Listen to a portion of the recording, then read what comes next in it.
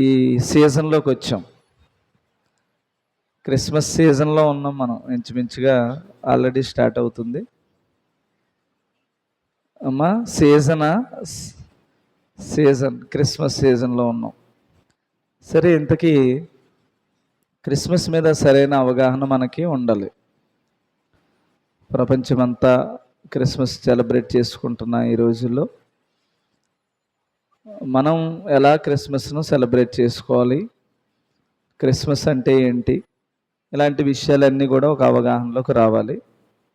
సరే, అందరూ దారి వేరు, మన దారి వేరు కాబట్టి కొంత ఏదైనా దేవుడు చెప్తేనే మనం చేయాలి. దేవుడు మనకి చెప్పని దానిని చేశామంటే మనం దేవునికి విరోధం అయిపోతాం. విరోధులను అందరినీ దేవుడు కాల్చేస్తాడు. కాబట్టి బైబిల్లో దేవుడు ఎలా చేయమన్నాడో అలాగే మనం ముందుకెళ్ళాలి. కొంచెం కష్టమైన నష్టమైన దేవునిలో నుంచి వెళ్తున్నప్పుడే కదా మనకి శ్రమలు. సో అలా దేవుని యొక్క వాక్యానుసారంగా ఎలా మనం ప్రవర్తించాలి, జీవించాలనేది తెలుసుకోవాలి. మొట్టమొదటిగా క్రిస్మస్ అంటే ఏంటి అసలు అంటే జనరల్గా మీకు అందరికీ ఊత పదం ఏంటంటే చెప్పమ్మా, క్రైస్ట్ మాస్.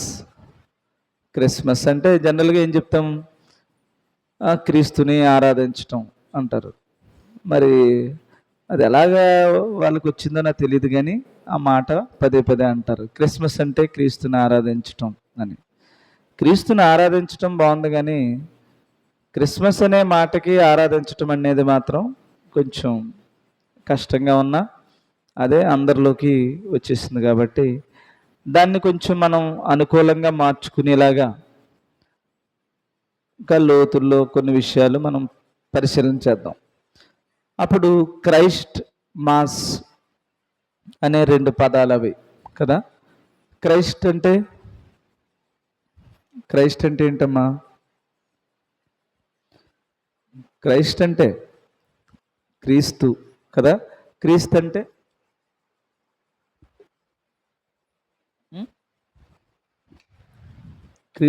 ఏంటి? అభిషక్తుడు అనేది ఎల్కేజీ వాడు కూడా చెప్తాడు.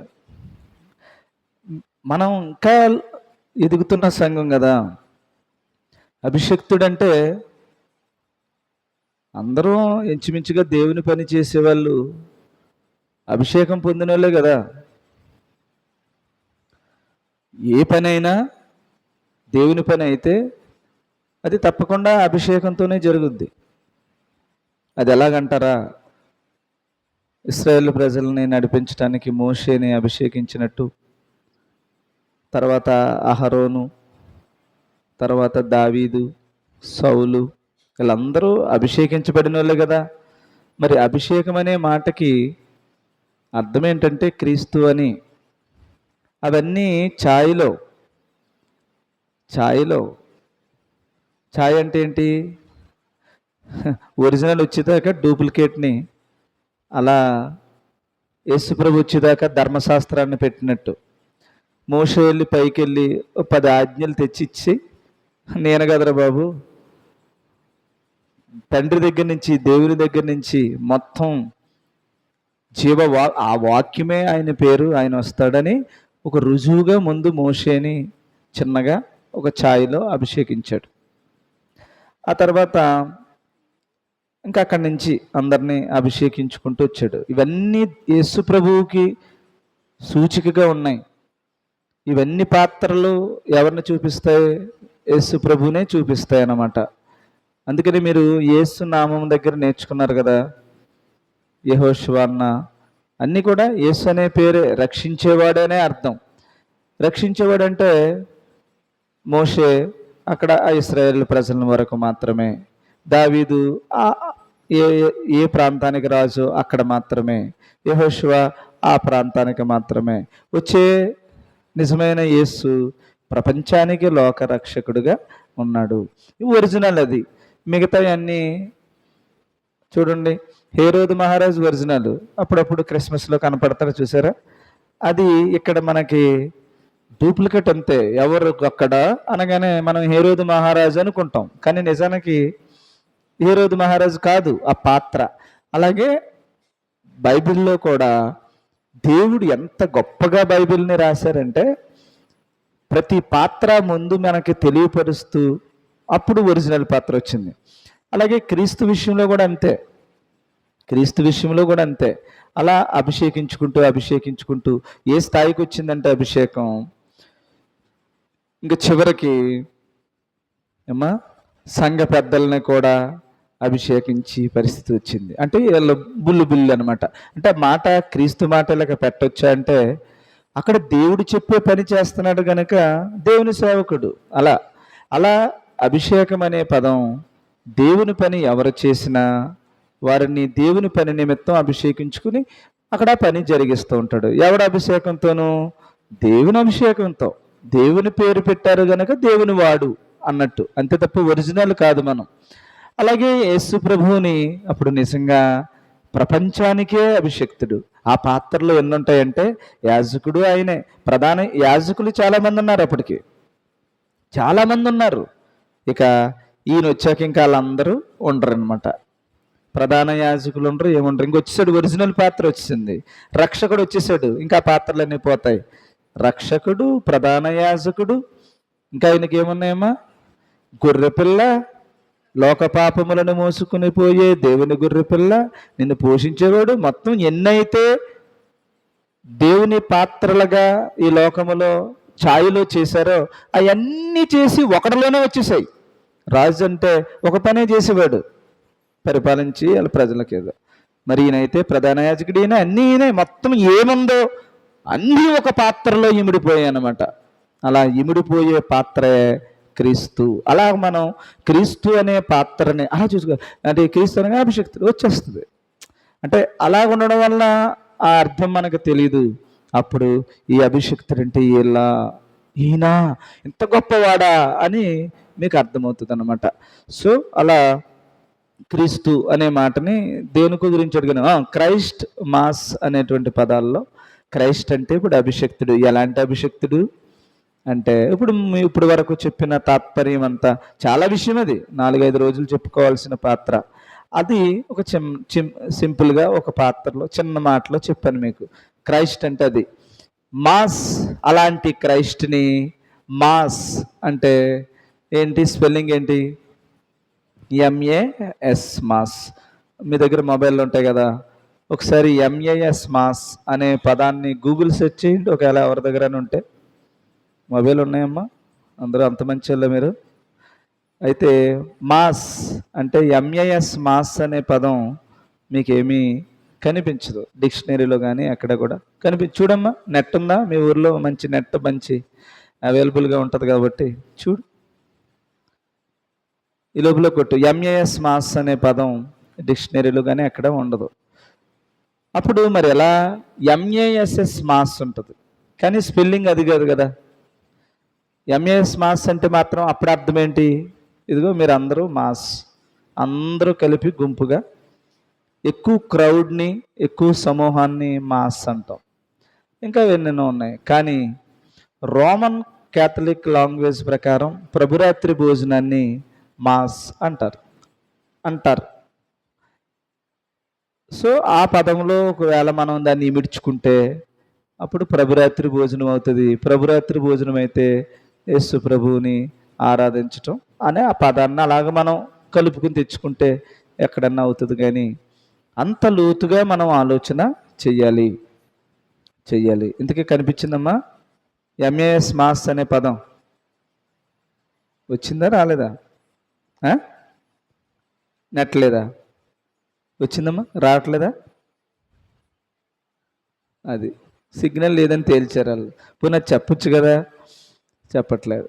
సరే, ధైర్యంగా ఉండాలి చక్కగా. ప్రతిదీ రేపొద్దున మనం లీడర్లుగా ఎదిగినవాడే సువార్త చెప్పాలి.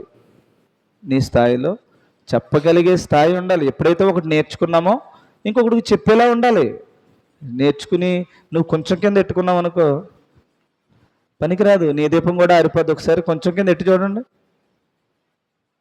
ఎప్పుడైనా ఒక క్యాండిల్ వెలిగించి దాని మీద ఏదన్నా మూత వేసేయండి, ఆరిపోతుంది.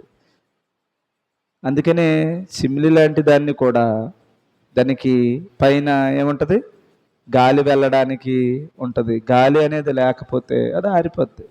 సో నీ జీవితం కూడా ఆరిపోద్ది. ఒకడికి చెప్పడకపోతే నువ్వు వెలిగావు, ఓకే, వెలిగిన దాన్ని దీపవృక్షం మీద పెట్టకుండా నువ్వు కొంచెం కింద పెడితే, అంటే ఎవరికి చెప్పకుండా నీ ఇంట్లోనే నీలోనే దాచుకుంటే నీ దీపం కూడా ఆరిపోద్ది. అందుకని మన నోరు ఎప్పుడు చెప్పేలా ఉండాలి, చెప్పే ధైర్యం ఉండాలి. నేను బాలుండి అనొద్దు, నేనేమీ రాదు అనొద్దు, చదువులేదు అనొద్దు, ఏమీ అనొద్దు. నీ నోటికి దేవుడు మాటలు ఇస్తాడు, ఆ మాటలు చెప్పుకుంటే వెళ్ళాలి. మన జీవితమే అది. సరే, అలా క్రిస్మస్ అనేటువంటిది ప్రపంచంలో జరుగుతుంది. ఏ స్థాయికి వచ్చిందంటే యేసు ప్రభు చిన్న బొమ్మను చేస్తున్నారు, చేసి పసుపులో పాకేస్తున్నారు. దానికి కొన్ని లక్షలు కూడా ఖర్చు పెట్టే వాళ్ళు ఉంటున్నారు. సో ఇలా ఎవరికి తోచిన వేలో అలా క్రిస్మస్ని సెలబ్రేట్ చేసుకుంటున్నారు. అయితే మనం ఇలా విగ్రహ సంబంధమైన విషయాల జోలికి వెళ్లకుండా వాక్యమును బట్టి మనం ఏమేం చేయాలి, అసలు లోతుగా మనం ఎలాగ ఆలోచన చేయాలి అనేది మనం బైబిల్ని బట్టి నిర్ధారణ చేద్దాం. లూకాసు వార్త 2వ అధ్యాయం, లూకాసు వార్త 2వ అధ్యాయం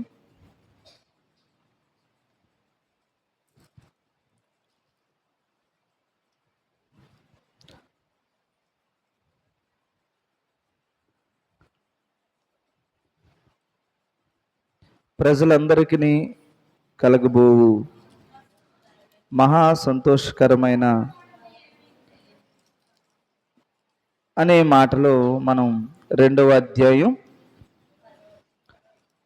10వ వచనాన్ని మనం చదువుకుందాం. అయితే ఆ దూత, భయపడకుడి, ఇదిగో ప్రజలందరికీ కలుగబోవు మహా సంతోషకరమైన సువర్తమానము నేను మీకు తెలియజేయుచున్నాను అంటున్నాడు. ఏమ్మా, ఇంతకీ ఏంటట? ప్రజలందరికీ కలగబోవు మహా సంతోషకరమైన సువార్తమానము నేను మీకు తెలియజేయుచున్నాను అంటున్నాడు.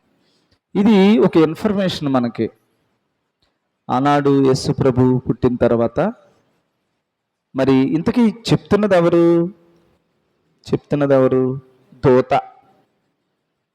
దూత చెప్తుంది. ఏమని? భయపడకండి. ఇంతకీ భయపడడం అంటే దూత వచ్చిందని భయపడతామా? యేసు ప్రభు వస్తున్నారు, భయపడకు అంటే ఎందుకు వస్తున్నారు? యేసు ప్రభు రక్షించడానికి వస్తున్నారు. Very good. కానీ దూత వచ్చింది కాబట్టి కంగారు, అంటే సినిమాలు ఎలా తీశారంటే వెలుగెలగలా రాగానే కంగారు పడిపోతున్నారు అన్నట్టు తీశారు. కాదు, అసలు వాళ్ళు ఎంతో ఎదురు చూస్తే తప్ప, ఒకడు మంచి భక్తిపరుడైతే తప్ప, ఒక వ్యక్తి దేవుని కొరకు కనిపెట్టిన వాడైతే తప్ప దేవుని దేవదూత వారికి ప్రత్యక్షం అవ్వదు. వాళ్ళెంతో దేవుని ఎరిగిన వారై ఉండాలి. లేఖనాలను నెరవేర్పు వారి మధ్యన జరిగిందంటే వాళ్ళు మహాభక్తులై ఉండాలి. లేకపోతే దేవుని దూత మాట్లాడడం అనేది అసాధ్యం, ఎవరితోనూ అసాధ్యం. అప్పుడు వాళ్ళ భక్తితో ఉన్న వాళ్ళు దేవుని దూతను చూసి భయపడి పారిపోవడం అనేది జరగని పని. ఎందుకంటే భయపడకండి, ఇక ఈసారి మీరు ఏం చేస్తారంటే యేసు ప్రభు వచ్చేస్తున్నాడు అని వాళ్ళు చెప్తున్నారు అనమాట. సరే, ఏం చెప్తున్నారు అన్నది విషయం ఇక్కడ. జాగ్రత్తగా, భయపడకండి, ఇదిగో ప్రజలందరికీ, మీకైనా ప్రజలందరికైనా, అసలు భూలోకమందు నివసిస్తున్న అందరికీ కూడా ఏంటది? మహా సంతోషకరమైన సువర్తమానము ప్రజలందరికీ కలుగబోవు మహా సంతోషకరమైన సువర్తమానము నేను మీకు తెలియజేయుచున్నాను అంటున్నాడు. ఇంతకీ ఆ మాట బాగా చదవండి, ఒకసారి బాగా చదవండి. అందులో మీకు ఏమన్నా ఒకసారి అర్థమైపోతే రెండోసారి అర్థమైపోతే మూడోసారి చదవండి. అక్కడ చాలా విషయం ఉంది. ఎన్నిసార్లు చదివినా అలాగే ఉందా అక్కడ? అందుకని చాలా జాగ్రత్తగా చదివితే ప్రజలందరికీ కలగబోయే అని ఉంది. బోయేదంటే ఏంటి? జరిగిందనా, జరగలేదనా? మరి అప్పటికి కిందకి రండి. దావీదు పట్టణమందు నేడు రక్షకుడు మీ కొరకు పుట్టి ఉన్నాడు. పుట్టేశాడా లేదా? అప్పటికి పుట్టాడా లేదా? పుట్టి ఉన్నాడు. పాస్ట్ టెన్స్, జరిగిపోయిన విషయం. కానీ పుట్టాడు కానీ మీరు ఏది సంతోషించాలో, ఏది భయపడొద్దని చెప్పానో అది ఇంకా కలగలేదు అంటున్నాడు. అర్థమైందమ్మా చింతలు గారు? అంటే దగ్గరగా అలాగా అలా కొంచెం పరిశీలన చేస్తున్నట్టు అనిపించింది. చాలా సంతోషంగా అనిపించింది. అంటే అర్థం చేసుకోవడానికి కొంచెం మొహం తెలుస్తుంది కదా. అలా చూస్తున్నారంటే కొంచెం ఏదో కొంచెం క్రిటికల్గా అనిపిస్తుంది. సరే, ఇంకా వివరణగా చెప్తాను. అక్కడ దూత వచ్చి ప్రజలందరికీ కలగబోయే మహా సంతోషకరమైన సువార్తమానం మీకు తెచ్చాను. ఒక మంచి వార్త పట్టుకొచ్చాను, కలగబోయేది అంటున్నాడు. కిందకొచ్చి చూస్తే దావీదు పట్టణమందు రక్షకుడు మీ కొరకు పుట్టి ఉన్నాడు అంటున్నాడు. నేడు, ఈ మాట ఈరోజు డిసెంబర్ 29వ తారీఖున క్రీస్తు నేడు పుట్టెను అంటున్నారు మీరు. దాన్ని మళ్ళీ ఇదేంటి క్రీస్తు నేడు పుట్టెను అంటున్నావు, ఇప్పుడు కానీ పుట్టాడా అని విమర్శ రావడంతో క్రీస్తు నీ హృదయములో పుట్టెను నేడు అంటున్నాడు. మరి ఎన్ని రోజులు పుడతాడు అంటే, మనిషి బైబిల్లో ఉన్న విషయాన్ని ఎప్పుడైతే మార్చాడో అడ్రస్ గల్లంత అయిపోద్ది మన జీవితం. ఎప్పుడు అలా అనకూడదు. క్రీస్తు నేడు పుట్టిన కార్డుల మీద ఇప్పుడు పుట్టాడా క్రీస్తు? ఇక్కడేమన్నాడు? నేడు. ఎప్పుడు? 200 సంవత్సరాల క్రితం నేడు అంటే ఇప్పుడు నువ్వు 2000 సంవత్సరాలకు వచ్చాక ఇప్పుడు నువ్వు నేడు అంటున్నావు. ఎంత అబద్ధం! ఒక దుష్టుడికి, ఒక సాతానికి మనం అవకాశం ఇచ్చిన వాళ్ళం అవుతాం. క్రీస్తు పుట్టాడను, నీ కొరకే పుట్టాడను, నిన్ను రక్షించడానికే పుట్టాడను, హ్యాపీ. అందుకని నేడు పుట్టాడు అంటే నేడు పుడతామేంట్రా అని అన్నాడు. అందుకని అనాలోచితంగా ఏ క్రైస్తవుడు ఏమీ మాట్లాడకూడదు. జాగ్రత్తగా, ఒక మాట తేడా వచ్చిందా ప్రాణం తెగిపోద్ది అంతే. మనం ఒకటి కలిపినా ఒకటి తీసినా మొత్తం అంత దరిద్రం మనకే వస్తుంది. కాబట్టి చాలా జాగ్రత్తగా ఉండాలి దేవుని మాట చెప్పినప్పుడు. తెలియకపోతే సైలెంట్గా ఉండాలి ఆ విషయంలో. తెలుసు కదా, అలా కలిపేయకూడదు, చాలా జాగ్రత్తగా ఉండాలి. కాబట్టి ఇక్కడ ఏమన్నాడు? కలగబోయే అంటున్నాడు. కలగబోయేదని పైన చెప్పి కిందేమో దావీదు పట్టణమందు నేడు రక్షకుడు మీ కొరకు పుట్టి ఉన్నాడు. ఇక్కడేమో జరిగిపోయింది, పాస్ట్ టెన్స్. పైదేమో జరగబోయేది. పోనీ ఇంగ్లీష్లో చూడండి, మీకు ఒకవేళ ఏమైనా ఇంగ్లీష్ బైబిల్ ఉంటే కొంచెం చూడండి. నేను చూస్తున్నాను, చూడండి. 10వ వచనం కదా. And the Angel said to them, fear not, for behold I bring you good news of great Joy that will be for all the people. Will be ఏమా? విల్ బి అంటే ఫ్యూచర్, జరగబోయే విషయాన్ని చెప్తున్నాడు. జరగబోయే అంటున్నాడు అనమాట. ఇట్ విల్ బి డన్, ఎప్పటికో జరుగుతుంది అది. కానీ ఇక్కడ నువ్వు ఏది కలగబోయేది అనుకుంటున్నావో, సువార్తమానం అంటున్నావో, సంతోషకరమైనది అంటున్నావో, అది యేసు ప్రభు పుట్టుకలో లేదు. ఎందులో ఉంది మరి? ఇక్కడ మనం చాలా జాగ్రత్తగా విషయాన్ని గురిలో పెట్టుకోవాలి. యేసు ప్రభు పుట్టినప్పుడు నిన్ను రక్షించటానికే పుట్టాడు, కానీ రక్షింపబడే పరిస్థితి ఇంకా యేసు ప్రభువులో రాలేదు. యేసు ప్రభువులో ఇంకా రాలేదు. యేసు ప్రభువు రక్తం, యేసు ప్రభువు శరీరం నీకు ఉపయోగపడేలా ఇంకా జరగలేదు. ఆయన ఎదగాలి, పాపమును జయించాలి, పాపమును భరించాలి, ప్రతి శ్రమను అనుభవించాలి. అప్పుడు ఈ రక్తం, ఈ శరీరం శుద్ధి అప్పుడు జరిగాక తప్పగాని నీకు ఎటువంటి అమ్మా సంతోషకరమైన స్వర్తమానము లేదు. విషయం ముందు తెలిసిందంతే, కానీ అది కలుగు చేయడానికి ఎవరు వచ్చారట? యేసు ప్రభు వచ్చాడట. అప్పుడు ఆ యేసు ప్రభువుని మరి హేరోదు చంపాలనుకున్నప్పుడు, 2 సంవత్సరాల లోపు ఉన్న పిల్లలందరినీ కూడా చంపాలనుకున్నప్పుడు, మరి అప్పుడే చనిపోయి ఉంటే యేసు ప్రభు, మరి ఆ రక్తం మనకు పనికొచ్చేదా? కాదు. అందుకని ప్రజలందరికీ కలగబోయే మహా సంతోషకరమైన సువార్తమానం యేసు ప్రభు పుట్టడం కాదు, ఆయన బలిలో, ఆయన బలి ద్వారా, శిలువ మరణం ద్వారా మాత్రమే మనకేముంది? రక్షణ ఉంది. రక్షణ పుట్టినప్పుడు ఉందా? యేసు ప్రభు చనిపోయినప్పుడు ఉందా? That is called good Friday అంటున్నాం మనం. అప్పుడు వచ్చింది గుడ్, అప్పుడు వచ్చింది సెలబ్రేషన్, అప్పుడు వచ్చింది పండగ. అందుకని పుట్టిన దానిని సెలబ్రేషన్ అనుకుంటున్నాం మనం, కానీ చనిపోయినదే క్రైస్తవుడికి పండగ. అసలైన పండగ ఏది? అది జరిగించటానికి ముందు మీకు ఒక విషయం కలగబోతుందిరా, భయపడకండ్రా ఇంకా అని చెప్పి, కలగబోయేది అని చెప్పి, పుట్టడం అయితే మాత్రం పుట్టాడు అని చెప్తున్నాడు. సో పుట్టడం అనేది జరిగిపోయింది, కానీ కలగబోయేది మాత్రం ఇంకా జరగలేదు.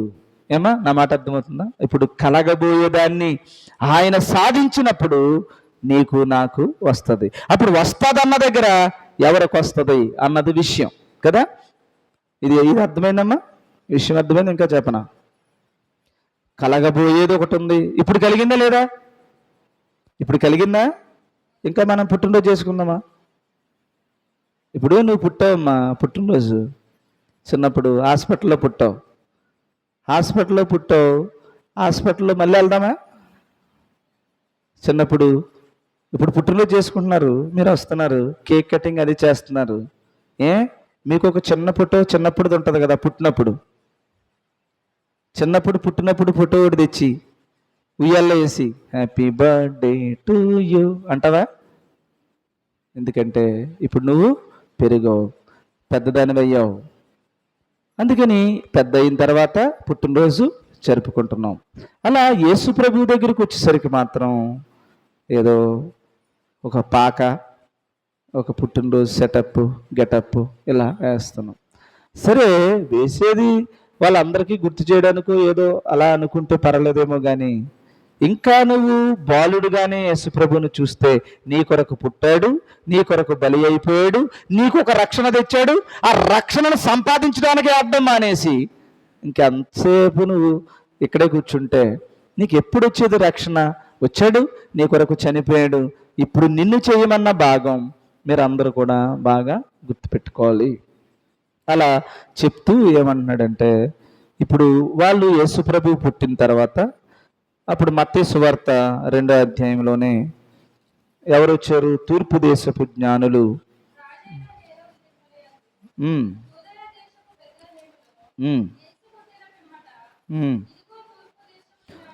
తూర్పు దేశపు జ్ఞానులు ఎక్కడికి వచ్చారమ్మా? యెరూషలేమునకు వచ్చారు. వీళ్ళు ఏం చేశారు? యూదుల రాజుగా పుట్టినవాడు ఎక్కడున్నాడని ఎవరు వచ్చారు? ఎవరు అడుగుతున్నారు? ఎవరిని అడుగుతున్నారు? హేరోదుని అడుగుతున్నారు అన్నది మనకందరికీ మన హృదయాల్లోకి వచ్చేసింది న్యూస్. ఎవరో మొత్తానికి కొంచెం మార్చాడు మనల్ని, ఎవరో మనల్ని కొంచెం. ఏమి లేదమ్మా, దేవుని విషయం ఎలాగైపోద్దంటే అక్కడే ఉంటుంది విషయం, అది దాటిచ్చేస్తూ ఉంటాడు అనమాట. ఆ మాట ఎవరో మీకు ఎక్కడో చిన్నప్పటి నుంచో నాకో నీకో, మనం చూడండి సడన్గా స్టేజ్ ఎక్కి సడన్గా క్రిస్మస్ చేయరంటే క్రీస్తు నాడు పుట్టాను అనేస్తాం, జనరల్గా వచ్చేస్తుంది అది. ఆలోచన లేదా అంటే జనరల్గా క్రిస్మస్లో జరిగేది అదే అంటాం. మళ్ళీ రక్షకుండు దయించినాడు మన కొరకు పరమా రక్షకుండు దయించినాడట అని ఇంతకు ముందు అట అది వేరు. మళ్ళీ కొంచెం జ్ఞానం మార్చుకుని పుట్టాడు అంటున్నారనమాట. అలా మనం ఒకప్పుడు అదే విషయం, అదే జ్ఞానం, అదే మంచి, కానీ ఎదుగుతున్న కొలది చిన్నప్పుడు చిన్నప్పుడు ఎన్నో తెలియక చిన్న చిన్న పొరపాట్లు మన జీవితంలో జరిగాయి. పోలీసుడు అంటే అమ్మో ఏదో అన్నట్టు ఇప్పుడు ఎదిగాక ఆడితోనే జత వేసుకుని తిరుగుతున్నాం. ఒకప్పుడు బూచోడు అన్నాం, ఇదంతా ఎత్తుదరా, బూచోడు లేదు ఏమీ లేదు అని పెద్దదిగాక అర్థమైంది. అలాగా కొన్ని విషయాలు చిన్నప్పుడు నిజమైనవి పెద్ద ఈశ్వరిది చీకటంతా తొలగి ఒక యథార్థతలో ఉన్నట్టుగా ఎదిగే కొలది, జ్ఞానములో ఎదిగే కొలది బైబిల్లోనే రాశారు, ముందువన్నీ నిరర్ధకమగును అని రాశారు. కాబట్టి ఇప్పుడు ఎదిగిన తర్వాత చాలా జ్ఞానంగా మనం ప్రతి విషయం చూడాలి. అది ఇప్పుడు చదివి ఇప్పుడు హేరోదు దగ్గరికి వచ్చి అడిగారా లేదా అన్న విషయం మీరు అందులో ఉంటే చెప్పండి నాకు. బైబిల్ మీ దగ్గర ఉంది. హేరోదు దగ్గరికి వచ్చి అడిగినట్టు ఉందా? ఏమ్మా చూడండి, బాగా చదువుకున్నారు కదా జ్ఞానంగా. అక్కడనే కాదు ఎక్కడైనా బైబిల్లో హేరోదు దగ్గరికి వచ్చి జ్ఞానులు అడిగారన్న సంగతి మీకేమన్నా ఇన్ఫర్మేషన్ ఉందా? లేదు. అక్కడ ఏమని రాసిందంటే, ఎలా రాసిందో అదే చదువమ్మా. యూదుల రాజుగా పుట్టినవాడు ఎక్కడున్నాడు? తూర్పు దిక్కున మేము ఆయన నక్షత్రము చూచి ఆయనను పూజింపవచ్చితమని చెప్పిరి. హేరోదు రాజు ఈ సంగతి విన్నప్పుడు, ఎవరు? హేరోదు రాజు ఈ సంగతి విన్నాడంట. ఇప్పుడు ఇక్కడ ఏ హేరోదు రాజు ఆ విషయం విన్నాడనగానే అలాగే చెప్పారనుకుంటున్నారు మీరు. కింద అక్కడ ఏమనుందంటే, వీళ్ళు వచ్చి మొత్తం ఊర్లోకి వచ్చి ఎవరినో ఆశీర్వాద అమ్మగారు లాటల్ని, ఇక్కడ ఒక ఆయన పుట్టాడు, ఈ మధ్యకాలంలో పుట్టినటువంటి వాళ్ళు ఎవరన్నా ఉన్నారా అని ఆ యెరూషలేములో అడగడం ప్రారంభించగానే వాళ్ళు ఏం చేశారంటే, ఇదిగో పలానా చోట ఒకరు పుట్టారు, ఇళ్ళొకరు పుట్టారు, అలాగ పుట్టారని మొత్తం ఊరంతా ఆ యెరూషలేం మహాపట్నం అంతా ఈ విషయం తెలిసిపోయిన తర్వాత అప్పుడు ఈ విషయం ఎవరికి చేరింది? హేరోదుకి విషయం వెళ్ళిందనమాట. హేరోదుకి విషయం వెళ్ళగానే ఈ జ్ఞానుల్ని పిలిపించలేదు. చూడండి అంత తెలివైనాడు. జ్ఞానులు పిలిపించలేదు. ఈ విషయం ఎప్పుడైతే చెవుల్లో పడిందో ప్రధాన యాజకుల్ని, శాస్త్రుల్ని, గొప్ప గొప్ప వాళ్ళందరినీ పిలిపించుకున్నాడు దగ్గరికి. పిలిపించుకుని అసలు ఏంటి మన గ్రంథం ప్రకారం ఇక్కడ యూదులు రాజు పుట్టాడంట, ఎక్కడ పుట్టే అవకాశం ఉంది, ఏంటి సంగతి అని మొత్తం ఇన్ఫర్మేషన్ అతను తెలుసుకున్నాడు అనమాట. తెలుసుకున్న తర్వాత చెప్పు తర్వాత ఏమైందమ్మా? కాబట్టి రాజు ప్రధాన యాజకులను, ప్రజల్లో నుండి శాస్త్రులను అందరినీ సమకూర్చుకుని క్రీస్తు ఎక్కడ పుట్టినని వారిని అడిగాను. అమ్మా క్రీస్తు ఏంటట? క్రీస్తు. ఆడెంత తెలివినడు చూడండి.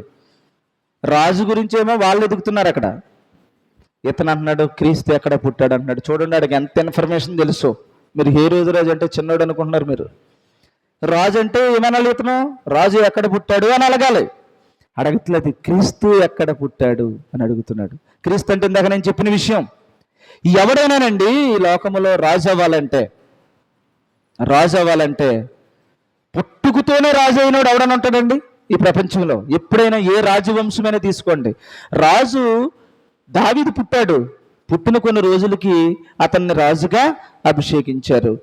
ఎవరినైనా, ఏ రాజు, సౌలునైనా, ఏ రాజునైనా, ప్రపంచంలో ఉన్న ఏ రాజు అయినా పుట్టడంతోనే ఎవ్వరు కూడా రాజు అయ్యే ఛాన్స్ లేదు. ఎవరికి పుట్టాక అవుతారు. పుట్టిన తర్వాత ఏమంటాడు? ఒకవేళ రాజుకి కొడుకు పుట్టాడనుకో ఏమంటారు? పుట్టాక ఆడు పట్టాభిషేకం చేశాక అప్పుడు రాజు అవుతాడు. రాజుకు పుట్టాడు అంటారు తప్ప, రాజు కొడుకు అంటారు తప్ప, కాబోయే రాజు అంటారు కానీ అతను రాజేమవడు. ఎందుకని? కడుపును పుట్టిన వాళ్ళు అందరూ రాజులు అవరు. అందుకనే కదా ఈ తండ్రి ఆ కొడుకుకి రాజ్యం ఇస్తాడా లేదా అని యుద్ధాలు చేసుకుని చంపేదానికి కారణం ఏంటి? రాజుల మధ్యన తండ్రిని చంపేయడానికి రీజన్ ఏంటి? కడుపును పుట్టినా ఇస్తాడో లేదో డౌట్. ఆ తండ్రి ఎవరికి ఇస్తాడో ఆ పదవి. అందుకని పుట్టుకుతోనే రాజు అన్నవాడు ఎవడలేడు ప్రపంచంలో. రాజు పుడతాడండి ఎక్కడన్నా? రాజు పుట్టే ఛాన్స్ లేదు. పుట్టాక రాజు అయ్యే అవకాశం ఉంది. ఈ రాజు క్రీస్తట. తండ్రి అభిషేకించిన ఈ ప్రపంచానికి రాజు ముందే నిర్ణయించి పంపిస్తున్నాడట. ఆ క్రీస్తు ఎక్కడా అని అడుగుతున్నాడు. ఇతనేమో రాజు అంటుంటే అతను క్రీస్తు అంటున్నాడు. క్రీస్తు అనే మాట కిందాక నేను చెప్పింది అంతా తీసుకోండి ఏమా. అది ఆయన. ఆ రాజు ఎలాంటి రాజు? ఇంక ఏ రోజు పోస్ట్ ఏముంటుంది ఆయన వస్తే అనుకుంటున్నాడు. అతను భౌతిక సంబంధంగా రాజు అనుకుంటున్నాడు. మొత్తం ఆయనకు ఒక రాజ్యం ఉందని, ఆ రాజ్యం వేరని మనకి యేసు ప్రభువుని వెంబడించిన తర్వాత మనకు కూడా ఇప్పటికీ మీకు అర్థమవుతుంది. సరే, ఇప్పుడు రాజు ఎవరట? క్రీస్తు అనే ఎంక్వైరీ చేశాడు. ఎంక్వైరీ చేసిన తర్వాత అందుకు వారు యూదయ బెత్లెహేములో, ఇంకెక్కడండి? యోదయ బెత్లెహేములోనే అని అడ్రస్ చెప్పారు. ఏలయనగా ఎందుకంటే యూదయ దేశపు బెత్లెహేమా, నీవు యూదా అని ప్రధాన ఒక ప్రవచనాన్ని వాళ్ళు చదివి అక్కడ జరగబోయే విషయాన్ని ముందు చెప్పారు. నీవు యూదా ప్రధానులలో ఎంత మాత్రమును అల్పమైన దానవు కావు.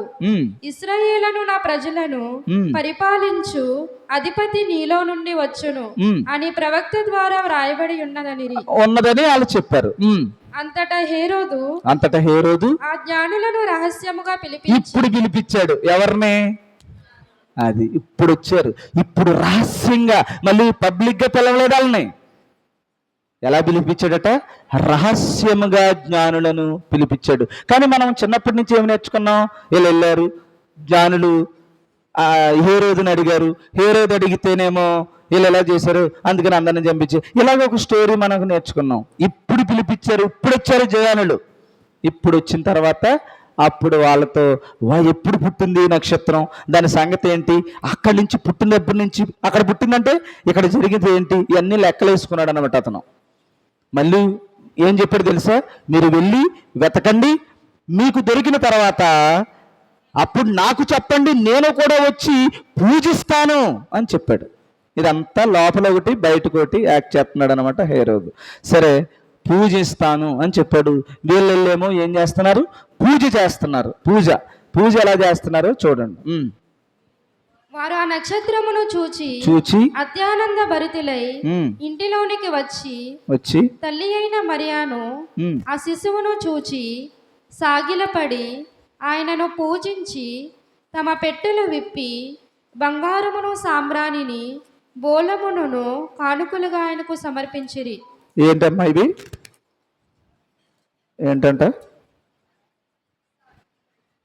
ఏమేమి తెచ్చారంటున్నాను, మీ అందరికీ తెలిసేది. బంగారం, సాంబ్రాణి, బోళము కానుకలుగా సమర్పించిరి. బంగారం అంటే ఏంటమ్మా? త్వరగా చెప్పండి. బంగారము, సాంబ్రాణి, బోళం. బంగారం అంటే మీకు తెలుసు, బంగారం. సాంబ్రాణి అంటే ఏంటి? సాంబ్రాణి అంటే ఏంటమ్మా? ధూపం, పొగేస్తారట అమ్మా. ధూపం, సాంబ్రాణి. ఓకే. బోళం అంటే? బోళం అంటే, బోళం అన్నా కూడా వన్ ఆఫ్ ద అమ్మా, అది కూడా ఒక ధూపమే కదా. అది గుగ్గిలములా ఉంటుంది. ఆ బోళం అది బెడ్ మీద మీకు ఇలా కనిపిస్తుంది. దాని గురించి చెప్తాను. సరే, మొట్టమొదటి బంగారం గురించి నేర్చుకుందాం. బంగారం అనే దగ్గరికి వచ్చేసరికి ఇంతకీ ఏంటి బంగారం? వాళ్ళందరూ బంగారం తెచ్చారు. బంగారం తెచ్చి యేసుప్రభుకి ఏమన్నా ఉంగరాలు చేయించారా? బంగారం అనే కాన్సెప్ట్ ఏంటి అసలు? ఇది మీరు కొంచెం జాగ్రత్తగా ఈ విషయాన్ని గమనించాలి. ఇప్పుడు బంగారం అనే మాట ఏంటి బైబిల్ ప్రకారంగా మీరు చెప్తే నేను ఎంతో సంతోషిస్తానమ్మా. చెప్పండి.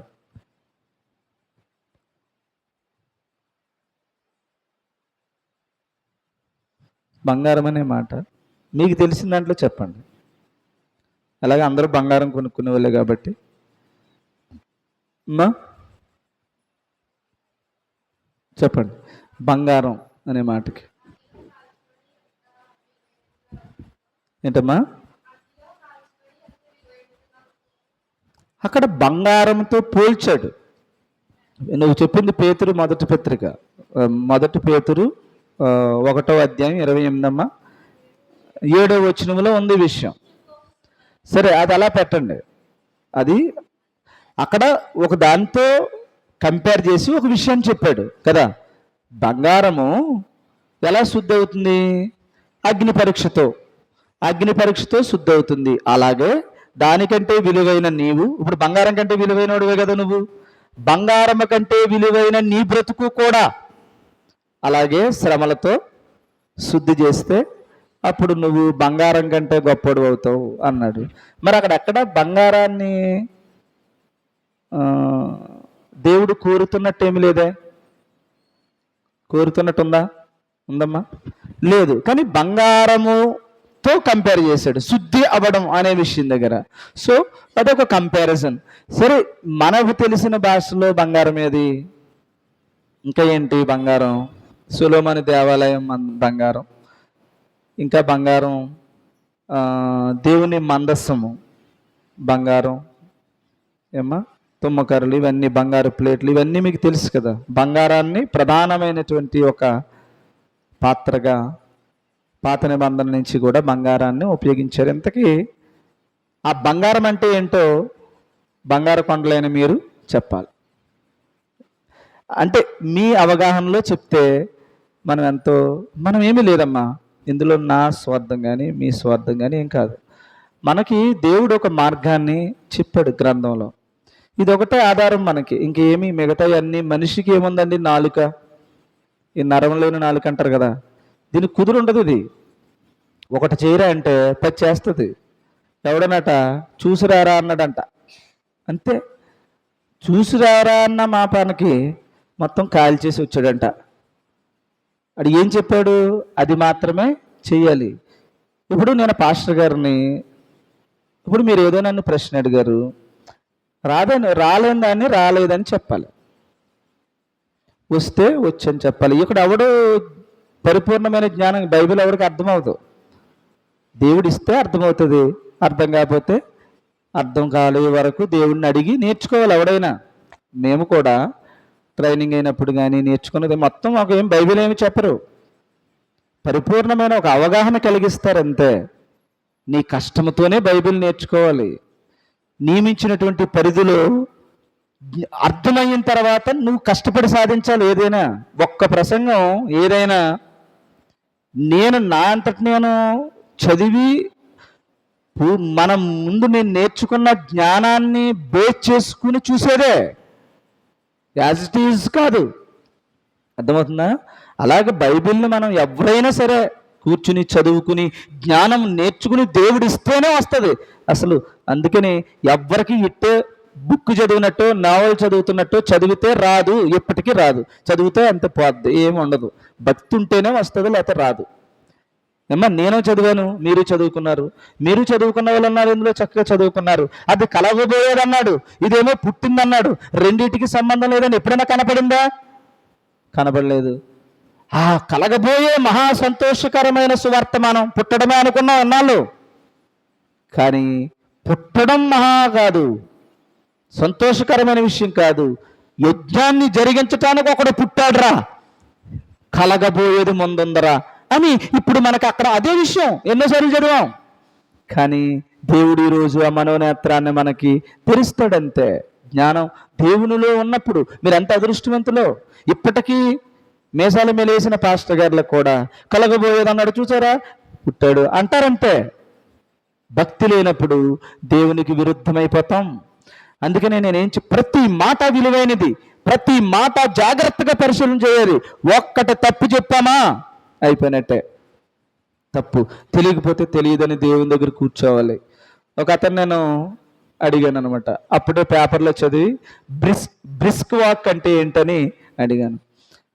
బ్రిస్క్ వాక్ అని మేము గ్రౌండ్లో వాకింగ్ చేస్తున్నాం. ఆ రోజే అంతకుముందు పేపర్లో సాక్షిలోనో ఈనాడులోనో ఒకటి వేసాడు, బ్రిస్క్ వాక్ మంచిది అని. అప్పుడు మేము నడుస్తున్నాం కదా, బ్రిస్క్ అన్నాడు, వాక్ అన్నాడు. వాక్ అనేది అర్థమైంది, బ్రిస్క్ ఏంటి అనుకున్నాం. అనుకుని సరేలే మరి స్పోర్ట్స్లో ఉన్న వాళ్ళకైతే ఇదేమన్నా లాంగ్వేజ్ కొంచెం అర్థమవుద్దేమోనని నడుస్తూ నడుస్తూ నేను నా ఫ్రెండ్ అక్కడ ఒక పీటీ ఎవరో ఉన్నాడు, పీడి పిల్లలకి ఏదో ట్రైనింగ్ ఇస్తున్నాడు, అలా అన్నాడు, ఇలా అన్నాడు, ఇలా అన్నాడు. సరేలేని అతని దగ్గరికి వెళ్ళాం. అతని దగ్గరికి వెళితే భయ్యా మాకు ఈ బ్రిస్క్ వాక్ అంటే ఏంటో చెప్పవా, కొంచెం అది నడుస్తాం అన్నాం అతన్ని. అతను వీళ్ళకి నేర్పిస్తున్నాడు, కొంచెం బిజీగా యాక్ట్ చేస్తున్నాడు, విషయం మాత్రం మనసులోకి పెట్టుకున్నాడు. ఏదని బ్రిస్క్ వాక్. అతనికి దాని మీద అవగాహన లేదు. లేనప్పుడు అది నాకు ఐడియా లేదు అంటే హ్యాపీ. అందులో ఏమి అందరికీ అన్నీ తెలియాలని ఏమీ లేదు కదా, తెలియకపోవచ్చు. సరే నేను దాన్ని ఏమి చూడలేదు, ఒకసారి నేను మీకు చెప్తానంటే హ్యాపీ. అలా అంటలేదు అతను, అలాగే మనసులో పెట్టుకున్నాడు, ఆలోచించాడు. ఈ బ్రిస్క్ అలాగే తెచ్చుకున్నాడు అంటే డిస్క్లో తెచ్చుకున్నాడు. డిస్క్ గుండ్రం ఉంటుంది కదా, అలా తెచ్చుకుని గుండ్రంగా నడుస్తూ ప్రారంభించాడు. అంటే మాకు చెప్తున్నాడు అనమాట, ఎలాగంటే ఇలాగ తిరుగుతున్నాడు అనమాట. అదేదో ఆలోచించుకుంటే అదే బ్రిస్క్ వాక్ ఏమో అనుకుని మేము డింగ నేను నడిచేస్తున్నాం. నడిచి చాలా 2 రోజులు 3 రోజులు మొత్తానికి ఈ ఎక్సర్సైజ్ చేసేస్తున్నాం మేము, నిజమే అనుకుని. ఏంట్రా అంటే ఎవడన్నా ఇది బ్రిస్క్ అంటున్నాం మేము. అంటే ఓకే బాగుంది చెప్తే బాగుంది, అంతే బాగుంది. తీరా ఒక రోజు బ్రిస్క్ వాక్ అంటే ఏంటో ఒరిజినల్గా చూస్తే బ్రిస్క్ అనే మాటకి ఏంటంటే వేగంగా నడవడం అని. స్లోగా ఇలా నడుపుతాం కాదు, స్పీడ్గా పెద్ద అడుగులు వేసుకుంటూ నడవడం అనే దాన్ని బ్రిస్క్ వాక్ అన్నాడు. ఇది చెప్పాలా? ఇన్ని తెలియాలని రూల్ ఏమీ లేదు, నాకు తెలియదంటే మేము చేద్దాం కదా. ఈయన నమ్మి మేము ఎన్ని రోజులు చేసాం, అనవసరంగా కాళ్ళని ఎరగొట్టుకున్నాం. అలాగుంటుంది అన్నమాట. ఒక్కొక్కడు తెలియకపోతే మేము పెద్ద పాస్టర్ గారిని కదా, ఇది అడిగితే నేను ఏమైపోతాను, ఇది తెలియకపోతే ఏదో రకంగా కలిపి చెప్పేస్తాం. ఇది ఎప్పుడు మనిషిని ప్రాణం తీసేస్తుంది అన్నమాట. తెలియకపోతే తెలియదు, లేకపోతే రేపు చెప్తాను తెలుసుకొని, అంతే. అందుకనే చాలామందికి మీరందరూనేమో చాలా గొప్ప అది పొగుడుతూ ఉంటారు.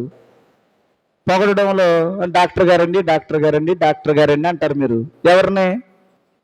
కొద్దిగా ఆయుర్వేదంలో మీకు ఏది ఇచ్చినా ఆయన డాక్టర్ మీకు. అరే డాక్టర్ గారు అని ఎప్పుడైతే నువ్వు ఎంబీబీఎస్ డాక్టర్ని చేసేసావో వాడు మరి ఇప్పుడు ఏమంటాడు, అమ్మ దగ్గుతున్నావు ఏంటి విషయం, నీకు ప్రతిదానికి ఒక ట్యాబ్లెట్ ఇస్తాడనమాట. అదేమో మొత్తం కిడ్నీలు కొట్టేస్తాడు. నీకు తెలియకపోతే తెలియదు అనొచ్చు కదా, అది నా పని కదమ్మా, హాస్పిటల్కి వెళ్ళండి, పలానా హాస్పిటల్ చెప్తాను, అక్కడ జరుగుతుందని చెప్పడంలో ఏమొచ్చింది నీకు? అలా మనిషి ప్రాణాన్ని తీసేస్తున్నారు. అలా ఎంతోమంది ప్రాణాలు పోయాయి ఈరోజు. కానీ ఇక్కడ నేను బంగారం అనే మాటలో ఏదో కలిపేయచ్చు, కలపడానికి ఏంటి విషయం అని మనం ఏదేమో డైరెక్ట్గా దిక్కునేమో ఏదో మనకి స్టోరీలాగా ఉండదు కదా. అక్కడక్కడ జ్ఞానాన్ని, బైబిల్ పరిపూర్ణమైన జ్ఞానాన్ని వెతుకుతూ అందులో ఏది దేవుడు తన మనసును పెట్టాడో జాగ్రత్తగా పరిశీలన చేయాలి.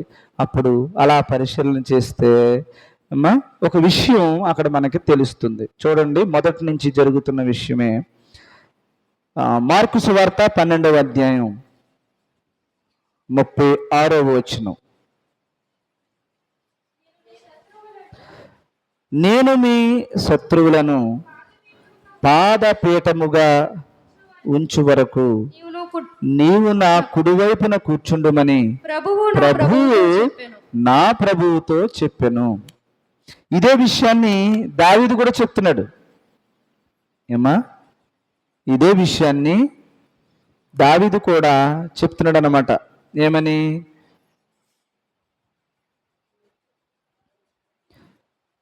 చూడండి, 99:5 వచనం.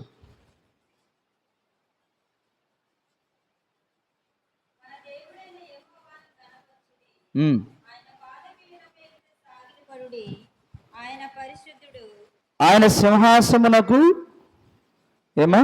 చదువమ్మా. మన దేవుడైన యెహోవాను గణపరచుడి, ఆయన పాద పీఠము ఎదుట సాగిలపడి, ఆయన పరిశుద్ధుడు. 2వ దినవృత్తాంతములు 9వ అధ్యాయం 18వ వచనం. ఆ సింహాసనముకు దానితో కలిసి ఉన్న 6 బంగారపు సోపానములను, సింహాసనమునకు కట్టి ఉన్న బంగారపు పాదపీఠమును ఉండెను. కూర్చుండు చోటికి ఇరుపక్కల ఊతలుండెను. ఓతల దగ్గర 2 సింహములు ఉండెను. ఏమ్మా ఏమ్మా ముందు మీకు చదివింది ఏది? మార్కు. తర్వాత ఆయనకు పాదపీఠమునకు ఏం చేయాలి మనం? 99:5లో సాగిలపడి ఆ పాదపీఠము ఎదుట సాగిలపడండి అన్నాడు. దినవృత్తాంతాల్లో ఏమన్నాడు? ఆయన సింహాసనం మీద ఉన్నటువంటి పాదపీఠము కింద అది బంగారముతో చేయబడినది అన్నాడు కదా. బంగారపు పాదపీఠము. మొదటి దినవృత్తాంతాలు 28:2. అప్పుడు రాజైన దావీదు లేచి నిలవబడి ఇలాగూ సెలవిచ్చెను, నా సహోదరులారా, నా జనులారా, నా మాట ఆలకించుడి. యెహోవా నిబంధన మందసమునకును మన దేవుని పాదపీఠమునకును విశ్రమ స్థానముగా ఉండుటకు ఒక మందిరము కట్టించవలనని నేను నా హృదయమందు నిశ్చయించుకొని సమస్తమును సిద్ధపరిచితిని. ఇంతకీ పాదపీఠం సంబంధించి విషయం. ఇప్పుడు మార్కు చదవండి, అది లోకాల్లో కూడా మీకు ఆ విషయం ఉంటుంది.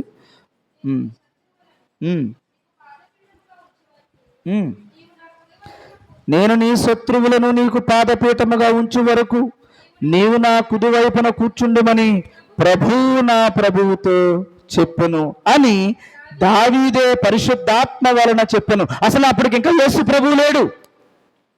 ఏ సింహాసనం మీద అయితే దావీదు కూర్చున్నాడో ఆ దావీదే చెప్తున్నాడు, నేను డూప్లికేటు. వచ్చే రాజు ఉన్నాడు చూసావు. ఇప్పుడు ఈ రాజుగారికి పాదపీఠం ఉందా లేదా? దావీదికి పాదపీఠం ఉందా? ఏ రాజుకైనా ఉంటుంది. ఏ రాజుకైనా పాదం పెట్టుకునే పీట ఎలా ఉంటుంది? బంగారంతోనే ఉంటుందా లేకపోతే రాళ్ళతో చేస్తారు కదా? రాజుగారి పీఠం, రాజుగారి కిరీటం ఎలాగుంటుందమ్మా? తీర్థాల్లో చేయింతారు కదా, ఎలాగుంటుంది రాజుగారిది? బంగారంతోనేనా? బంగారముతో. ఆయన ఎక్కడ కూర్చున్న కుర్చీ కూడా బంగారమే. కాళ్ళు పెట్టుకునే పీట కూడా బంగారమే. ఒక చెక్క చుట్టూ బంగారం కదా, అలా చేస్తారు. ఇప్పుడు ఆ పాదపీఠం దావీదుకి లేదా? దావీదుకు ఉంది. కానీ అక్కడ దావీదు అంటున్నాడు, ఎవరికి పీట ఇస్తాడట? ఎవరికి పాదపీఠం ఇస్తాడట?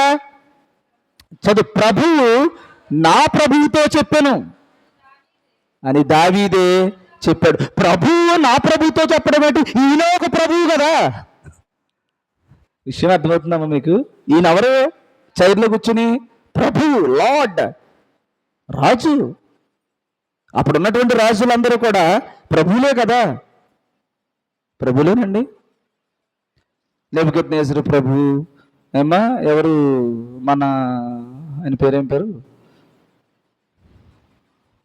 అదే మన చుట్టాలు అన్నట్టమ్మా. ఎవరు?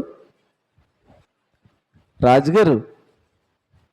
ఇప్పుడు చదివారు కదరా. హేరోదు రాజే, ఇంకా దావీదు రాజే, సౌలు రాజే, సొలొమోను రాజే, దావీదు రాజే. ప్రపంచంలో ఏ రాజైనా పూజింపబడతాడు. ఏ రాజుకైనా బంగారపు పీఠం ఉంటుంది. ఏ రాజునైనా పూజించాల్సిందే రాజ్యంలో ఉన్న ప్రజలు. కాదు, అవునంటారు కాదంటారా? రాజుగారు మీరు పక్కకు జరగండి, కాసేపు కింద పైన కూర్చోండి అంటావా? ఏ రాజునైనా. ఇప్పుడు నెబుకద్నెజరుని చేయగలుగుతామా? నెబుకద్నెజరు అనే రాజు ఉన్నాడు. రాజు బంగారపు పీట మీద కాళ్ళు వేసుకుంటాడు. కాళ్ళు దగ్గర మహాప్రభు అంటారు. అంతేనా? రాజుగారి దగ్గరికి వెళ్ళి, లేదా నువ్వు పీటను పక్కకి గండేసిన కాళ్ళ మీద కూర్చుంటావా? అవుద్దా? అవదు. సో రాజు అంటేనే ప్రభువుగా కొనియాడబడతాడు. ప్రభు అంటే ఏమి లేదు, పరిపాలించేవాడు, చెప్పితే చేయడమే. ఇప్పుడు దావీదు ఎవరెక్కడా అంటే వస్తాడా రాడా? నువ్వెక్కడా అంటాడా? అక్కడ ఉండి అంటాడా? చెప్తాం, మహాప్రభు పరిపాలిస్తున్నాడా? ప్రభు. ఆఖరికి బయటకు వచ్చి నిలబడినా తనని వెంబడిస్తున్నటువంటి వాళ్ళకి ఎక్కడో ఉన్నటువంటి నూతిలో నీళ్లు నాకు తాగాలని ఉందంటే అక్కడ చావుకైనా వెనకాడకుండా వెళ్ళి ఆ నీళ్లు పట్టుకొచ్చి ప్రభువుకి ఇచ్చారు. ప్రభు అనే మాటకేమి లేదు. అతను చెప్పేది జరిగించేది ప్రభు. అందుకనే నీ పురుషుణ్ణి ప్రభువునకు వలే అతను చెప్పింది కూడా నువ్వు లోబడు అని చెప్పడం. ప్రభు అనే మాటకి అర్థం ఏంటంటే ఆయన చెప్తాడు, మనం జరిగిస్తాం. ఇప్పుడు దావీదు సింహాసనం ఎక్కి చెప్తే చేయరా ప్రజలు? తప్పకుండా చేసి తీరాలి. ఆయనే ప్రభు. ఈయన అంటున్నాడు ఈయనకి కూడా ప్రభు ఉన్నాడట.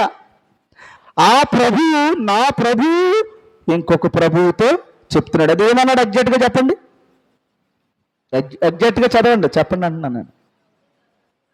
ప్రభు, ఆయన ప్రభు నా ప్రభువుతో చెప్పాడు. ఆనాడు ఏ ప్రభు స్థానంలో ఉన్నాడో అతని క్యారెక్టర్ అంతా డమ్మీ అని, ఈ పాత్రలోకి వచ్చేది ఇంకో ప్రభు ఉన్నాడని తెలుస్తుంది ఆయనకి, తెలియలేదా? దేని గురించి చెప్తున్నాడు అదంతానే?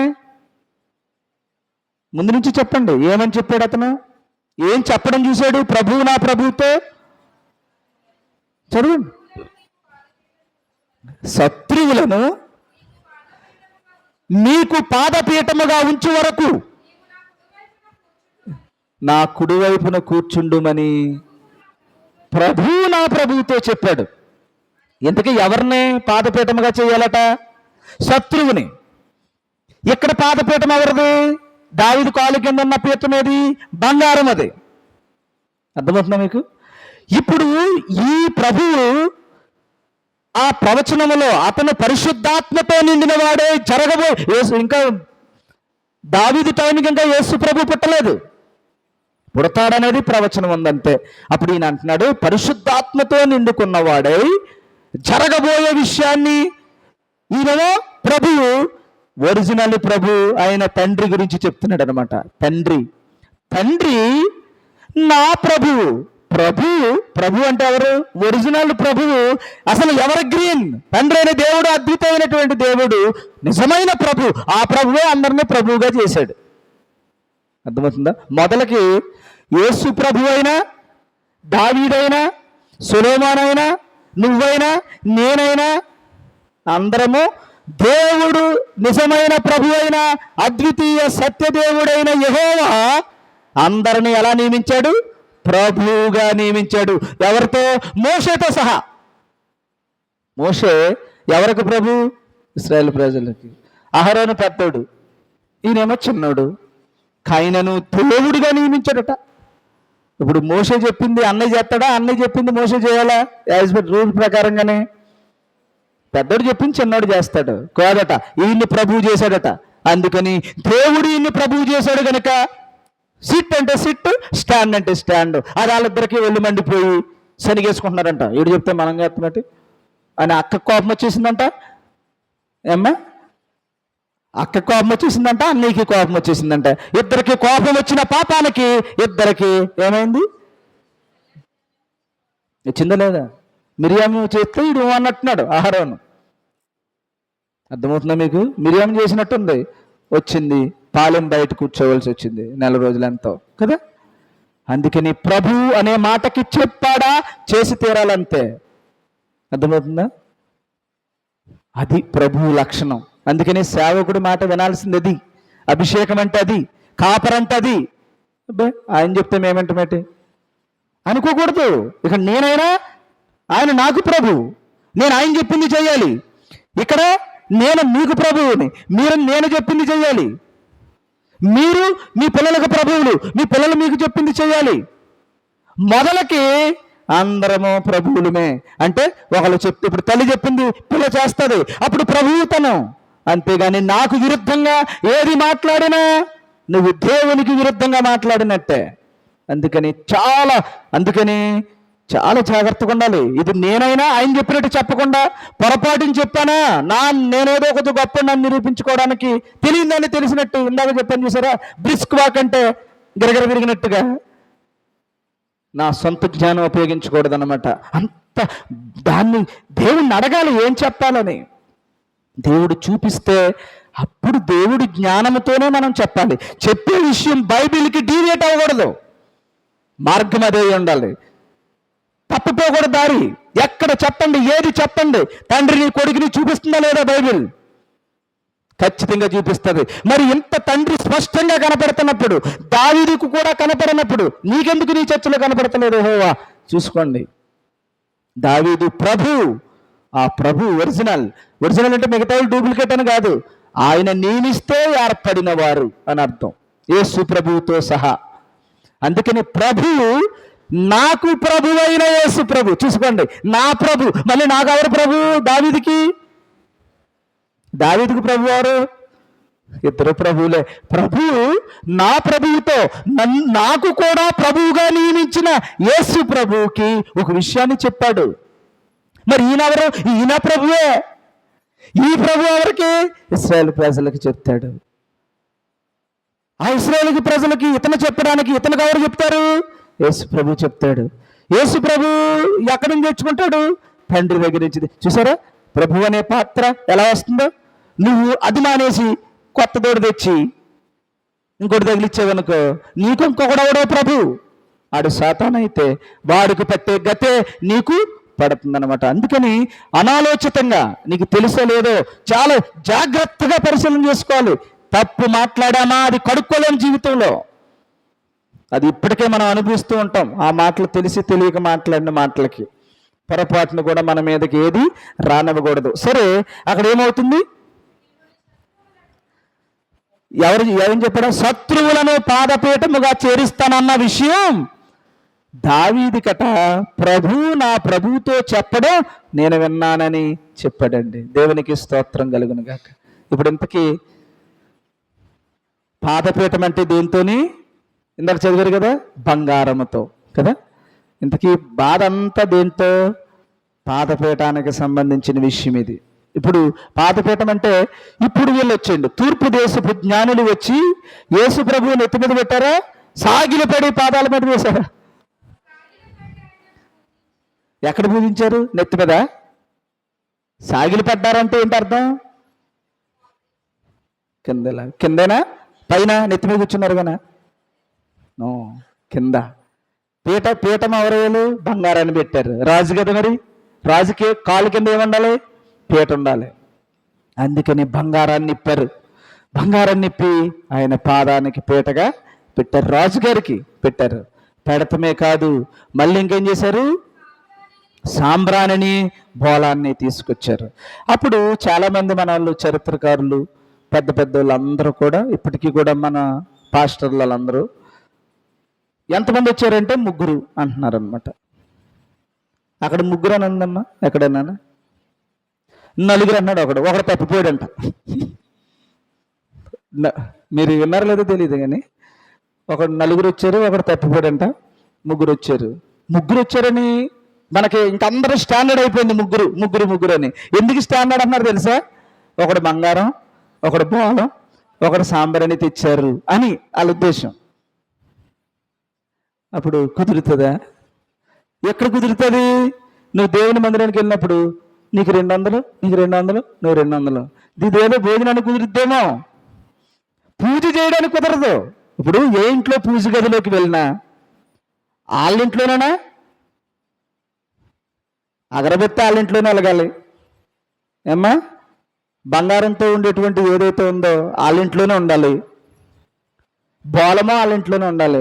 లేకపోతే మీ ఇంట్లో అగరబెత్తి వెలిగించరా, మా ఇంట్లోనే ఏమో దీపం పెడతాను అంటాడా? అందుకని 3 వెళ్ళినా 3 అట్టుకెళ్ళాలి పూజ అవ్వాలంటేనే. లేకపోతే ఒక్కొక్కటే పట్టుకెళ్తే కుదరదు. అందులోకి అది చాలా కాస్ట్లీ, విలువైనది, రాజుకు మాత్రమే సమర్పించే వస్తువులు అవి. ఇక ఎవ్వడికి కూడా మనిషి అన్నవాడికి ఇవ్వలేనివి, రాజుకు మాత్రమే అవి. అలాంటివి 3 తెచ్చారంట. నువ్వు వస్తే నేను ఇది తెస్తాను, అందుకని 3 వచ్చారనుకుంటున్నారు వాళ్ళు. నో, అలా లేదు. కాబట్టి ఇప్పుడు ఏమేమి తెచ్చారమ్మా? బంగారమే తేల్తలేదు ఇంకా మనకి. ఇంకా బోలము, తర్వాత సాంబ్రాణి గురించి తేలాలంటే ఇంకా డైరెక్ట్గా భోజనాలు, టిఫిన్ ఇక్కడే చేద్దరు కానీ పొద్దుట. సరే, ఆ బంగారం పాదపీఠం అనే విషయం తేలింది. అప్పుడు మీరు మార్కు సువార్తలకు రండి. అప్పుడేం చెప్తున్నాడంటే, ఏదైతే ప్రవచనం ఎత్తాడో, ఏదైతే దావీదు చెప్పాడో అదే విషయాన్ని మార్కు సువార్తలో చెప్తున్నాడు. నా దేవుడు, చెప్పమ్మా, ప్రభువు నా ప్రభువుతో చెప్పాననే సంగతి, ఈ విషయాన్ని ఎత్తుతున్నాడు అనమాట ఇక్కడ. ఇప్పుడు అదే విషయాన్ని లూకాసు వార్తలోకి రండి. అదే విషయాన్ని లూకాసు వార్త 20వ అధ్యాయం 42వ వచనం. నేను నీ శత్రువులను నీ పాదములకు పాదపీఠముగా ఉంచే వరకు నీవు నా కుడి పార్శ్వమున కూర్చుండుమని. దేవునికి స్తోత్రం. ఈ లేఖనాల్ని అలా పదే పదే చెప్పుకుంటూ వస్తున్నారమ్మా. చెప్తూ ఎక్కడి దాకా చెప్తున్నారు తెలుసా? ఇది అపోస్తుల కార్యాలు 7వ అధ్యాయంలో 48వ వచనంలో, హెబ్రీలకు రాసిన పత్రిక 1:13లో, ఏమ్మా హెబ్రీలు 10:13లో, 10:13 చూడండి. అన్ని విషయాలు అయ్యే. 10:13 హెబ్రీలకు రాసిన పత్రిక 10వ అధ్యాయం 13వ వచనం. అప్పటి నుండి తన శత్రువులు తన పాదములకు పాదపీఠముగా చేయబడి వరకు కనిపెట్టుచు దేవుని కుడి పార్శ్వమున ఆసీనుడాయను. ఎవరంతకనే? ప్రభు అట, తండ్రైన దేవుడు తన కొడుకుతో చెప్పాడట, ఏమని? నాన్న, నా కొడుక, నా బంగారు కొడుక, నీకు శత్రువులందరినీ నీ పాదానికి పీఠంగా చేసేదాకా నా కుడి పార్శ్వమున కూర్చోనన్నా అన్నాడట. ఎవరు? తండ్రి. చప్పట్లు కొట్టండి, చప్పట్లు కొట్టండి. ఎందుకు కొట్టాలో తెలియట్లేదా?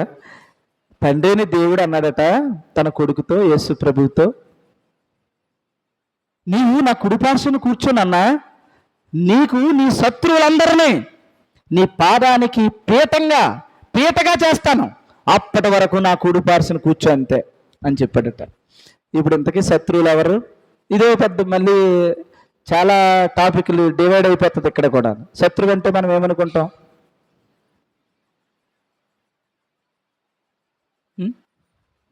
ఇంతకీ శత్రువు అంటే ఎవరు? సాతాను. సాతానేనా? వెరీ గుడ్, బాగా కనిపెట్టారు. శత్రువు అంటే సాతాను. అంటే చీకట్లో బ్రతుకుతున్న వాళ్ళు, చీకట్లోకి గంటబడిన వాళ్ళు కదా, అవునా కదంటారా? ఇప్పుడు చీకట్లో ఉన్న సాతాను, చీకటి కార్యాలతో బ్రతుకుతున్నటువంటి సాతాను మనందరినీ ఎక్కడికి లాక్కుపోయాడు? చీకట్లోనే మన బ్రతుకులన్నిటిని కూడా మార్చేస్తున్నాడు. అంతేనా? సాతానే కదా శత్రువు అంటే. ఇప్పుడు ఈ లోకాన్నే మొత్తం అందరినీ కూడా సర్వనాశనం చేసాడు. అందరినీ కూడా ఎలా మార్చుకున్నాడు? తనకి ఏజెంట్లుగా మార్చుకున్నాడు. ఇప్పుడు ఇంటికి వెళ్ళి ఇప్పటి వరకు టీవీ చూసి వచ్చారు మీరందరూ టీవీ చూసి వచ్చుంటారా? సినిమా కానీ. ఈ రోజు అంతట్లో మీ జీవితాన్ని ఒక్కసారి వెనక్కి వెళ్ళి ఆలోచన చేద్దాం సరదాగా. నేనైతే టీవీ చూడలేదు ఏమ్మా, నేనైతే బైబిల్ చదువుకున్నాను, నేనైతే ఏదన్నా దేవునికి పనికొచ్చి చేశాను, ఇప్పుడు సువార్త చెప్పాను, ఇక్కడికి వచ్చి మీకు చెప్తున్నాను. నేను ఏదన్నా ఒక పొరపాటు ఆలోచన నా దగ్గరికి వస్తే వెంటనే అక్కడి నుంచి పారిపోతే ప్రయత్నం చేస్తున్నాను, ప్రార్థన చేసుకుంటున్నాను, నా జీవితాన్ని ఏదో ఇలా కట్టుకుంటున్నాను. ఏమ్మా, మీ జీవితంలోకి రండి. ఎప్పుడైనా మా ఇంటికి రండి, మా ఇంట్లో టీవీ కూడా ఉండదు కదా. మీ ఇంట్లో పెద్ద టీవీలు ఉంటున్నాయి, మీకంటే పెద్దవి ఉంటున్నాయి. ఆ టీవీలో మీరు ఏవేవో చూస్తున్నారు. ఏం చూస్తున్నారు అనేది దేవునికి మీకు ఏమ్మా? సరే, అది ఏమన్నా నీకు మంచిగా నడిపించేదా? సీరియల్ ఏమన్నానే? ఇప్పుడు మంచిగా నడిపిస్తుందంటే సీరియల్ చూడండి, నేనేమొద్దన్ను. అది అందులో ఏమన్నా మంచి చెప్తుందా? అత్తగారిని ఎలా చంపాలి, కోడల్ని మెట్ల మించి ఎలా పడగొట్టాలి, ఎవరిని హింసించజేయాలి, ఎవరిని మనల్ని ప్రేమిస్తే మనం ఇంకొకరిని ఎలా ప్రేమించాలి అన్నీ చెప్పి చివరిలో 99% అంతా చెడ్డ చెప్పి 100%లో మాత్రం ఏదో మంచి చెప్పే ప్రయత్నం చేస్తాడు. ఈ లోపల 99 నేర్చుకుంటావు, ఒకటే చెప్పిన 1% మాత్రం వినవు నువ్వు. ఇప్పుడు హీరో టకమని 99 మంది నరుక్కుంటూ వెళ్ళిపోతాడు. ఆ 100 దగ్గరికి వచ్చేసరికి ఇలా నరుక్కుంటూ పోతే ఎంతమంది మిగులుతారు అన్నాడు అనుకోండి. ఎంతమంది మిగులుతారని చూడు, మా హీరో ఎలా కత్తి తిప్పాడు, ఎలా కొట్టాడు, ఎలా ఫైట్ చేశాడు అనేది చూస్తాను. ఆ లాస్ట్ చెప్పిన డైలాగ్ ఏమి చూడవన్నమాట. అలా చెడు ఎక్కువ పర్సంటేజ్ ఉంటుంది అమ్మా, చెడు ఎక్కువ ఉంటుంది, మంచి మాత్రం చాలా చిన్న పర్సంటేజ్లో ఎక్కడో, అది కూడా ఇప్పుడు ఎడుతూ ఉంటాం. ఏడవడానికే తప్ప దాన్ని ఏమి నీ జీవితంలోకి ఏమి అన్వయించుకో. ఇంతకీ శత్రువు ఎవరు అని? అదిగో మళ్ళీ సాతాన్ అంటారు. ఓకే, సాతానే. నేను సాతానే, కరెక్టే, నేను కాదంట్లే. సాతాన్ అంటే సింగులరా? ఆడొక్కడేనా మనల్ని ఆడి దగ్గరే ఉన్నాడా ఇంకా సాతాను? అలాగైతే ఆడనే వస్తే పోద్ది కదా. మనకి ఇదంతా ఇబ్బంది ఎందుకు మనకి? సో వచ్చి నిన్ను సీరియల్ చూడడానికి ప్రేరేపిస్తున్నవాడు అవడు, ఆడి మాట వింటున్నవాడు అవడు. మీకు ఇంట్రెస్ట్ భౌతిక సంబంధమైన విషయాల మీద మీకు ఎందుకు ఆసక్తి కలుగుతుంది? ఎందుకు మీరు బూతులు మాట్లాడుతున్నారు? ఎందుకు మీరు దేవునికి విరుద్ధంగా బ్రతుకుతున్నారు? ఎందుకు మీరు దేవుడు చెప్పనవి మన జీవితాల్లో ఎందుకు జరుగుతున్నాయి అంటే నువ్వు ఎవరివి?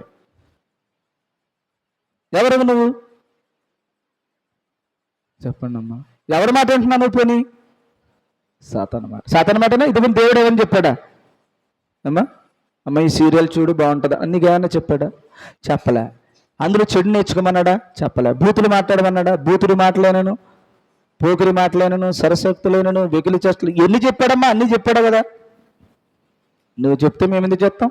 మా ఓడున్నాడు మా ఫ్రెండ్ అని సాతాను చెప్పినవి అన్నీ చక్కగా చేస్తారు. ఇంతకీ మీరెవరని?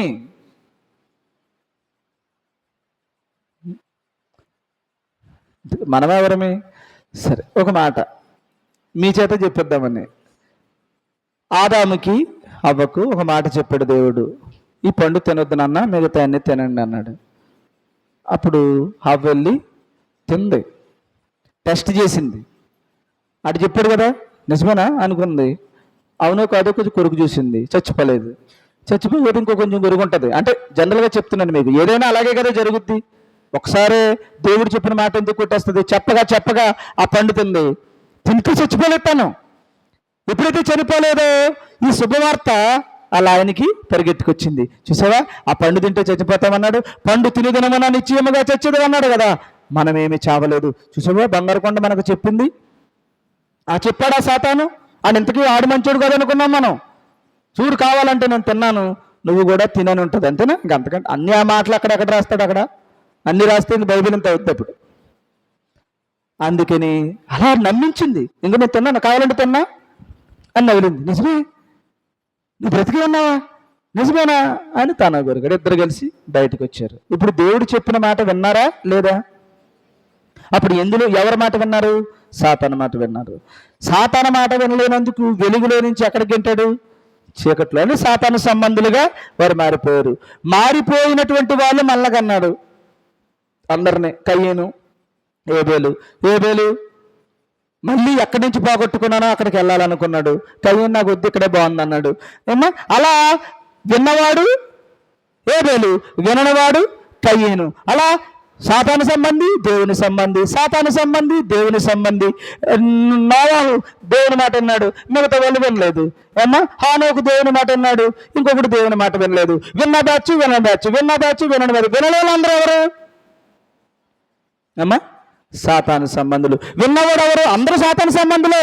ఎవరు? తోటలో నుంచి బయటకు వచ్చిన ప్రతి సంతతి కూడా సాతాను సంబంధులే. కానీ ఒక వ్యక్తి హేబేలు ఎలా మారాడు? నీతిమంతుడిగా, అంటే శత్రువుగా ఉన్నవాడు ఎలా మారాడు? ఇప్పుడు దేవునికి మిత్రుడిగా, స్నేహితుడిగా మారాడు. అబ్రహాము స్నేహితుడిగా మారాడు. అలా మారుకుంటూ మొత్తం నోవాహు టైం నుంచి 8 మంది, అక్కడి నుంచి ఒక 2, అలాగ మొత్తం అందరూ వస్తున్నారు. అప్పుడు దాకా యేసు ప్రభుని ఏమన్నాడు దేవుడు? కట్టుకుంటూ వస్తున్నాడు. ఎప్పుడు పాత బంధం నుంచి కట్టుకుంటూ వచ్చాడు. యేసు ప్రభు వచ్చాడు, మనందరి కొరకు బలైపోయాడు. మళ్ళీ వెళ్ళిపోయి అక్కడ కూర్చున్నాడు. ఇప్పుడు కుడి పార్శ్వం కూర్చున్నాడు. ఎప్పుడు దాకా కూర్చుంటాడు? రాకడ ఎప్పుడు వస్తుంది? ఈ పాదపీఠం అవ్వాలి. ఇప్పుడు వాళ్ళ తూర్పు దేశపు జ్ఞానులు ఎక్కడికి వచ్చారు? బంగారం అది పట్టుకుని పీట దగ్గరికి వచ్చారు, సాష్టాంగపడ్డారు, నమస్కరించారు, ఆయనను సాంబ్రాణి పాలనతో పూజించారు, కింద పడిపోయారు, ఆయనకి దండం పెట్టుకున్నారు. పూజిస్తే తప్ప ఏ ఒక్కడికి పరలోకము లేదు. పూజ అంటే ఏంటి? ఇప్పుడు బంగారం అవ్వాలి. బంగారం అంటే ఎక్కడ పడాలి? పీట అవ్వాలి. ఇంతకీ ఏమవ్వాలి ఇప్పుడు? వీడు నాన్న, నా కొడక, బంగారపు కొడక, ఏమ్మా నేను నీకు బాగా చదివేసుకో, అప్పుడు దాకా నువ్వు ఉండు, నేను కొంటానరా నీకు బైసికిల్ అన్నాడండి వాళ్ళ నాన్న. కొనేదాకా ఏం చేస్తాడు? మా నాన్న కొంటానన్నాడు. 10వ తరగతి పాస్ అయితే సైకిల్ కొంటారన్నాడు. పాస్ అయ్యాడు, ఇంట్లో ఉంది సైకిల్. ఏమ్మా? అలా తండ్రి తన కొడుకు అయిన యేసు ప్రభుతో చెప్పాడు, నాన్న, ఏ శత్రువులుగా అయితే ఈ సాతాను మార్చాడో వారందరినీ నీ పాదానికి పీటగా, పాదానికి పీఠం అంటే ఏంటి? పూజించేవారిగా చేస్తాను. అర్థమవుతుందా? ఇప్పుడు పాదం దగ్గరికి వచ్చి ఆనాడు వాళ్ళు బంగారంతో పూజించారు, ఇప్పుడు నువ్వే బంగారం అయితే తప్ప, నువ్వే దేవుని రాజ్యం అయితే తప్ప ఆ రాజ్యం మీద ఆయన కాలు పెట్టుకోడంట. దేవునికి స్తోత్రం కలుగును గాక. ఇంతకీ సింపుల్ చేస్తున్నాను మీకు, ఎన్నో విషయాల మధ్యలో చేర్చాలి. ఇంతకీ పాదపీఠం ఏది? హేబేలు ఎక్కడికి వెళ్ళాడు? యేసు ప్రభు పాదం దగ్గర పెట్టాడు. అంటే ప్రభు పరిపాలన కింద ఉన్నాడు, దేవుడు చెప్పింది చేశాడు, దేవుని చిత్త ప్రకారంగా ఉన్నాడు, ఆయన రాజ్యములో సభ్యులుగా ఉన్నారు. ఇప్పుడు దేవుని యొక్క రాజ్యాన్ని యేసు ప్రభువుకి ఇచ్చేదాకా నువ్వు నా దగ్గరే ఉండు నాన్న అన్నాడు. ఇప్పుడు ఈ సంఘాన్ని అంతటిని తీసుకెళ్ళి ఎక్కడ తీసుకెళ్తాడు? తండ్రి దగ్గర తండ్రి దగ్గర తీసుకెళ్తే మళ్ళీ ఆ సంఘం ఎక్కడికి వస్తుంది? మరల యేసు ప్రభు వచ్చి నూతన భూమిని నూతన ఆకాశాన్ని చేసినప్పుడు సంఘం మరలా దిగి వచ్చుట చూచి తిని కదా మళ్ళీ వస్తుంది. అప్పుడు సదాకాలము వీళ్ళతో పాటు నేను కాపురము చేయుదును. కాపురం చేయడం అంటే ఏంటి? నేను ప్రభువుగా ఉంటాను, నా ప్రభు ఏది చెప్తే అది సంఘం చేస్తుంది అన్నమాట. ఇంతకీ పాదపీఠం ఏది? పాదపీఠం ఏది? పూజించేవాడు అందరూ కూడా పూజ ఎక్కడ చేస్తారు? పాదాల దగ్గర. పాదం దగ్గరకు వచ్చినాడు అందరూ కూడా జ్ఞానం ఉన్నవాడు అయి ఉండాలి. ఆ జ్ఞాని తూర్పు దేశాన్నన్నా, ఇంకొక దేశాన్నన్నా, ఇంకొక చోటన్నా, ఈ ఊరిలో జ్ఞానవంతులందరూ కూడా దేవుని పూజించాలనే జ్ఞానము తెలిసిన వాడైతే పూజలోకి వస్తాడు. లేకపోతే టీవీకి చేస్తాడు పూజ, డబ్బుకు చేస్తాడు పూజ. డబ్బు కూడా పూజ చేస్తారు తెలుసా మీకు? బంగారానికి కూడా పూజ చేస్తారు తెలుసా మీకు? ఏది విలువైనదో ఆ విలువైనదానని పూజ చేస్తారు. అందరూ ఉంది, అలవాటు ఉంది. ఇప్పుడు మీరెందుకు దేనికి చేయాలి పూజ?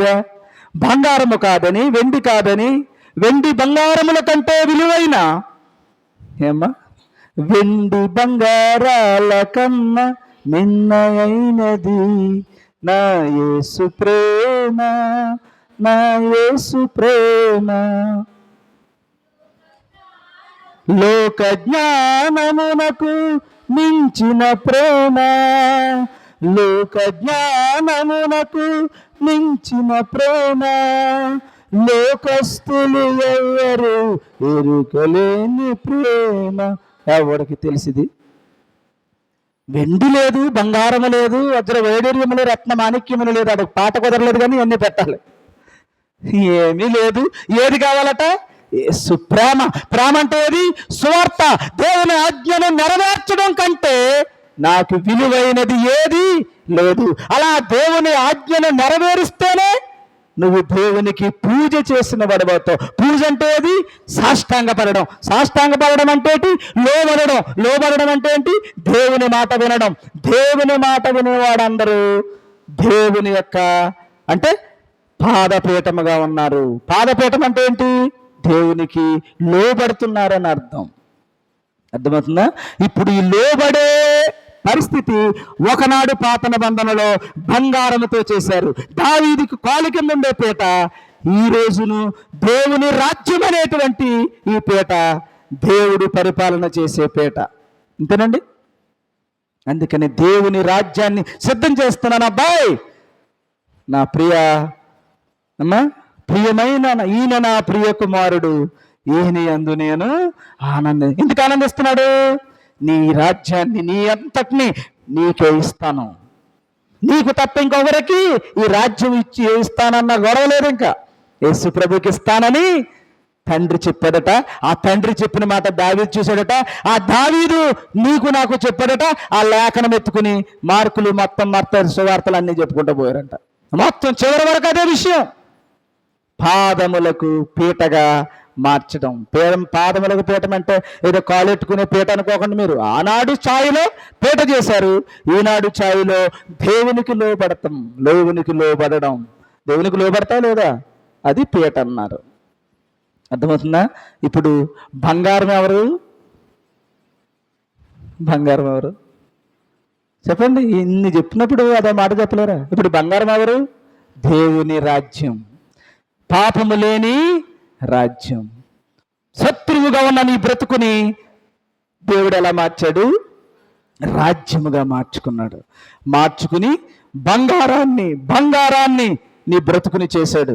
ఇప్పుడు ఎప్పుడైతే ఈ రాజ్యం సిద్ధపడిపోయిందో, ఈ రాజ్యాన్ని తండ్రి అయిన దేవుడు సిద్ధం చేసేసాడో, ఈ లోకంలో నీతిమంతులను తయారు చేసేసాడో, పాపమును విడిచిపెట్టి పవిత్రమైనటువంటి బంగారపు జీవితాన్ని చేసేసాడో, దేవుని ఆలయం నిర్మించబడిందో, అప్పుడు యేసు ప్రభు ఏం లేదు నాన్న ఇప్పుడు ఏలరా అంటాడట. దేవునికి స్తోత్రం.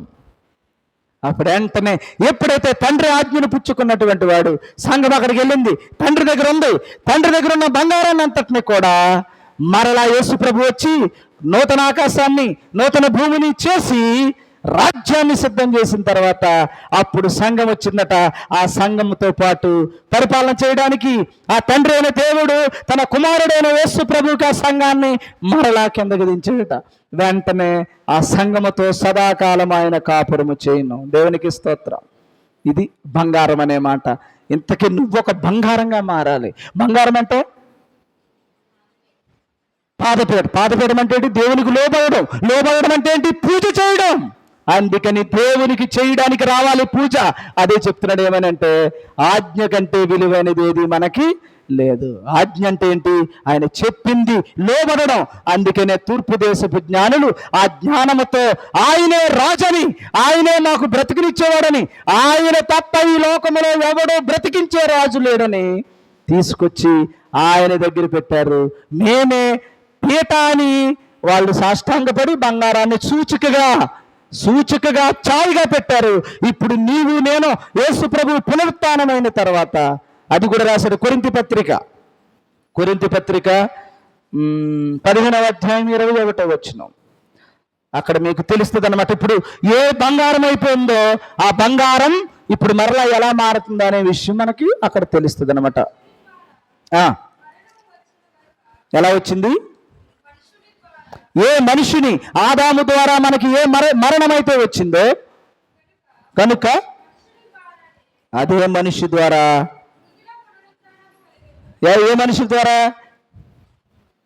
ఏ మనిషి ద్వారా మనకు మరణం వచ్చింది? ఆదాము ద్వారా. ఏ మనిషి ద్వారా మనకి రక్షణ వచ్చింది? పునరుత్థానం వచ్చింది?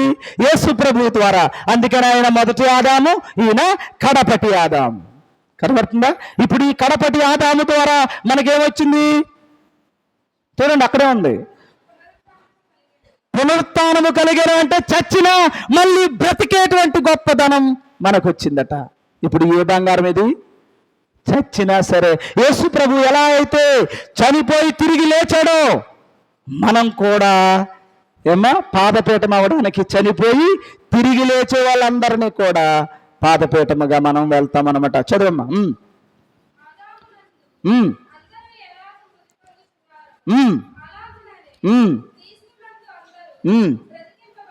అది ఇప్పుడు బ్రతికించేబడే వాళ్ళందరూ కూడా యేసు ప్రభు పునరుత్థానము వరకు, యేసు ప్రభు పునరుత్థానుడై తిరిగి లేచే వరకు ఉందా ఈ బంగారు పీట? ఎవరికి రక్షణ లేదు. అందుకనే మనకు చెప్తున్నాడు లోకాసు వార్తలో, ప్రజలందరికీ కలగబోయే మహా సంతోషకరమైన సువర్తమానము నేడు మీకు నేను తెలియజేయుచున్నాను. అది చేయడానికే ఆయన దావీదు పట్టణమందు నేడు రక్షకుడు మీ కొరకు పుట్టి ఉన్నాడు. ఈయనే ప్రభు అయిన క్రీస్తు. ఇప్పుడు ఏది కలగబోయింది? ఏది ఆనాడు కలగబోయేది ఏది? ఈనాడు కలిగిందేది? చెప్పాలి ఒక మాటలో. కలిగినదేది? ఇప్పుడు చదివిన దాంట్లో చెప్పండి. కలిగినదేది? పునరుత్థానం. చప్పట్లు కొట్టి దేవుని నామమున మహిమపరచండి. చచ్చిన బ్రతకడం. ఆనాడు కలగబోయేది అని చెప్పాడు. ఏదైతే ఆదాము ద్వారా మనకి మరణం వచ్చిందో, మరలా యేసు ప్రభువు ద్వారా మనకేమైంది? మరణం పోయింది కదా. ఇప్పుడు మరణం పోవడం అన్నాన్ని ఏం చెప్తున్నాడు అక్కడ? పునరుత్థానం అని చెప్తున్నాడు. ఈ మరణము పోయిన వారందరూ కూడా, సజీవులైనటువంటి వారందరూ కూడా దేవుని రాజ్యములో పరిపాలనలో ఉంటారు. వాళ్ళే పాదపీఠం. ఆనాడు పాదపీఠం బంగారం, ఈనాడు పాదపీఠం నువ్వు నేను. ఎవరు నువ్వు నేనంటే మేము తెలుస్తుంది. రేపు అగ్ని వచ్చాక అప్పుడు ఎవరు నిజమైన పాదపీఠమో తెలుస్తుంది. ఇది ప్రజలందరికీ కలగబోయే మహా సంతోషకరమైన సువార్తమానం. ఇది ఇక్కడ ఉన్నాం ఇప్పుడు మనం. అప్పుడు క్రిస్మస్ మనం ఎలా చేయాలి?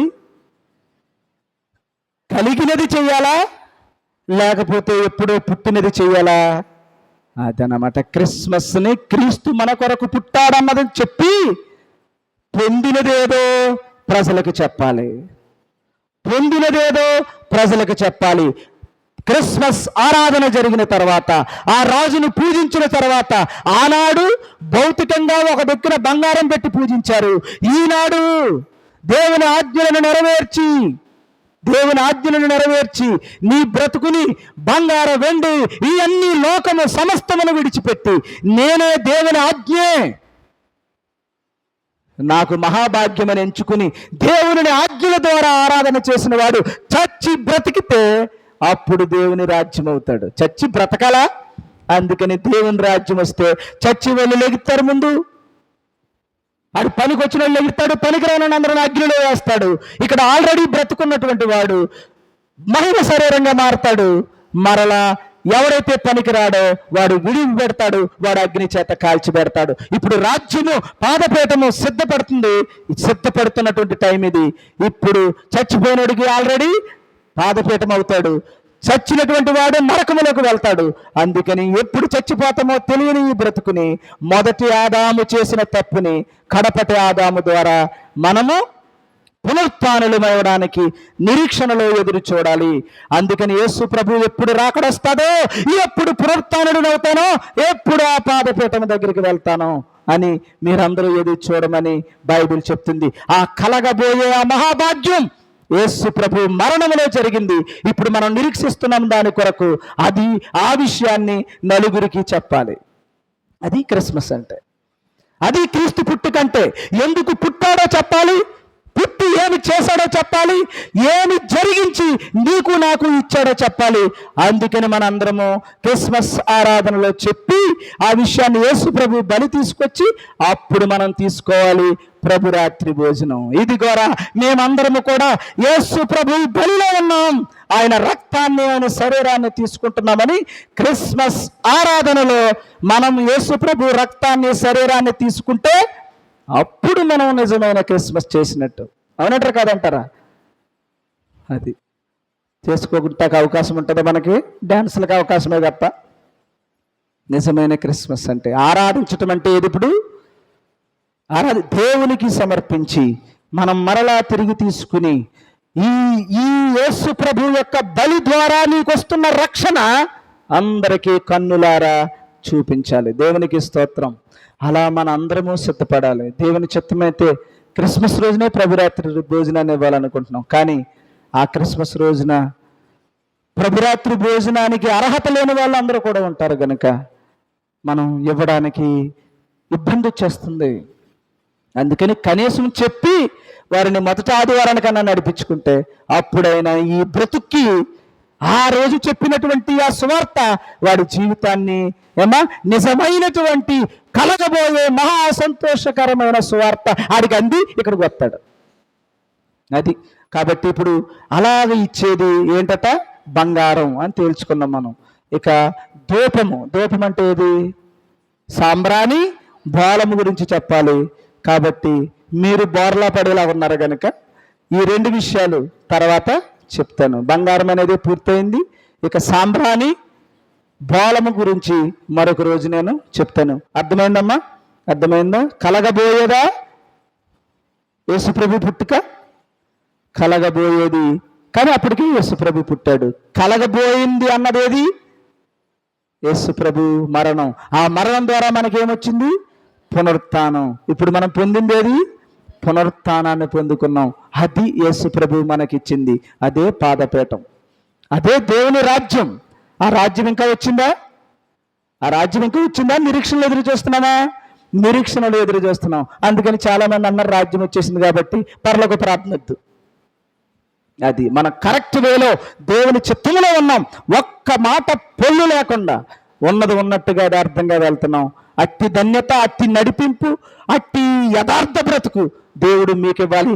ఎక్కడ తొట్టులు పోకుండా, ఎక్కడ పక్కదారి పెట్టకుండా, ఎక్కడ మీ జీవితాలను కాల్చుకోకుండా మీ జీవితాలని నిలబెట్టుకోవాలని, మరి అలా దేవునికి మాత్రమే సమర్పించుకుని బ్రతకాలని, అప్పుడు పొందబోయే ఆ శ్రేష్టమైనటువంటి పునరుత్థానాన్ని మీరందరూ పొందుకోవాలని మనస్ఫూర్తిగా మిమ్మల్ని కోరుకుంటూ మీ కొరకు ప్రార్థిస్తూ నా మాటలు ముగిస్తున్నాను. ప్రార్థన చేసుకుందాం. ప్రేమ కలిగిన తండ్రి, పరిశుద్ధుడా, మీ ఘనమైన నామమునకు స్తోత్రములు తండ్రి. ప్రతి ఒక్కరిని ప్రభువా ఇట్టి మాటలలో, ఇట్టి యథార్థతలో, ఇట్టి యోగ్యతలో నడిపించండి నాయన.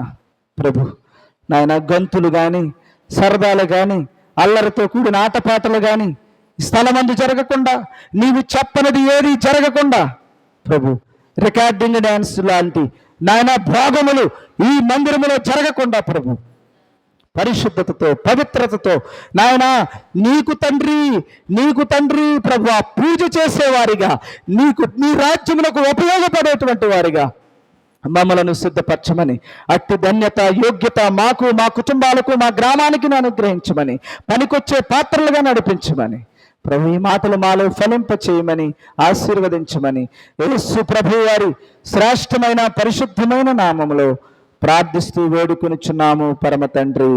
ఆమేన్, ఆమేన్, ఆమేన్. పరలోకమందున్న మా తండ్రి, నీ నామము పరిశుద్ధపరచబడును గాక, నీ రాజ్యము వచ్చును గాక,